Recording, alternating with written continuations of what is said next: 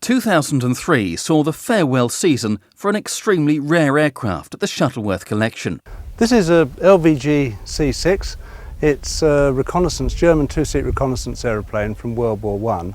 And what's unique about it is it's the only airworthy example of a German two-seater from the First World War. I mean, obviously all original World War I aeroplanes are pretty unusual, but ones from the losing side are particularly unusual. And this is one of only two examples in the world. The other one is in the Static Museum in Brussels.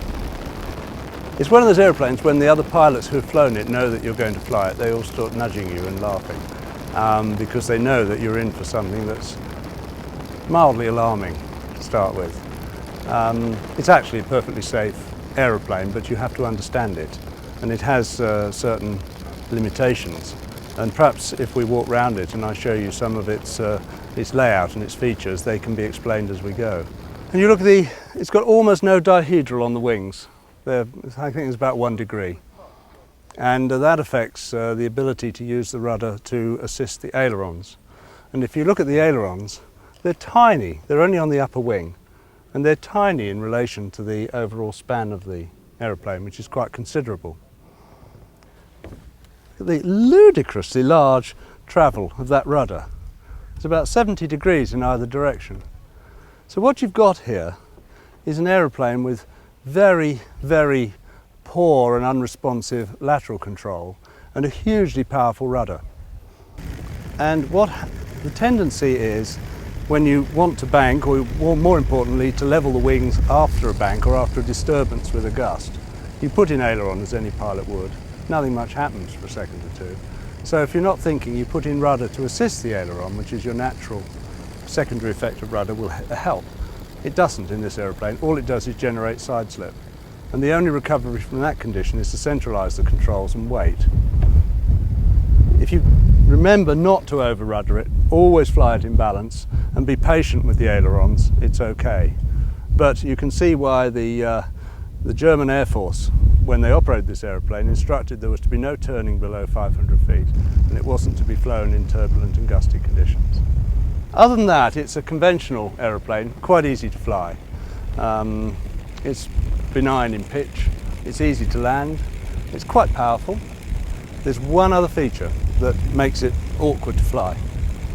The Benz engine, it's a 230 horsepower engine, which is plenty for an aeroplane of this size, but it's liquid cooled, and the radiator is mounted in the centre section of the wing there, the upper wing, and the air comes through little louvres in the underside, which you need to get closer to see, and that keeps the engine cool.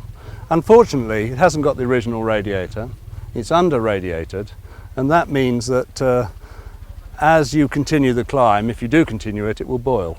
And the highest I've ever got it is 1,300 feet, and that was on a cool day. And so flights are quite short.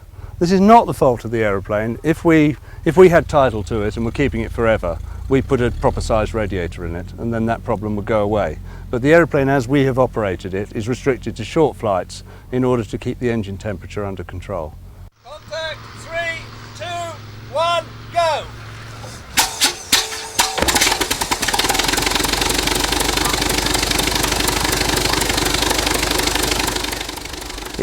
How we captured it is a little hazy, but it's believed to have been shot down by a couple of SE-5s in August 1918. It was brought back to the UK because it wasn't very badly damaged for evaluation.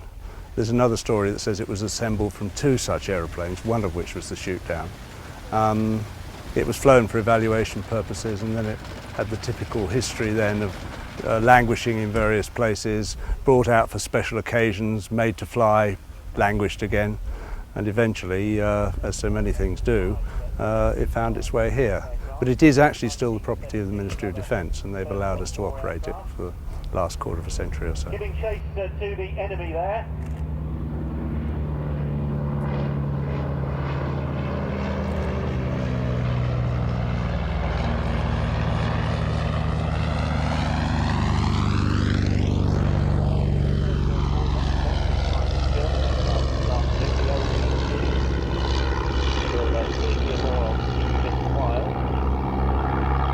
Sadly, they've reclaimed it because it's promised to the RAF Museum, sadly from our perspective anyway.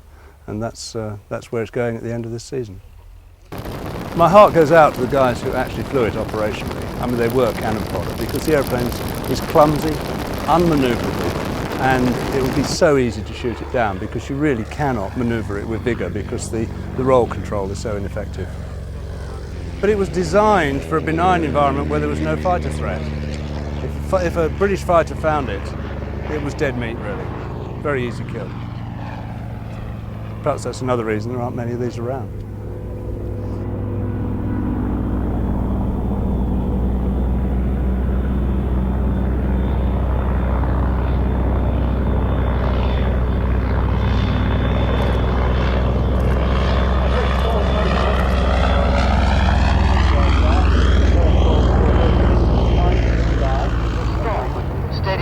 But not very manoeuvrable, and a very easy target for British pilots. It was basically for observation and light bombing, although in fact an earlier LVG did make the first daylight raid on London in November 1960.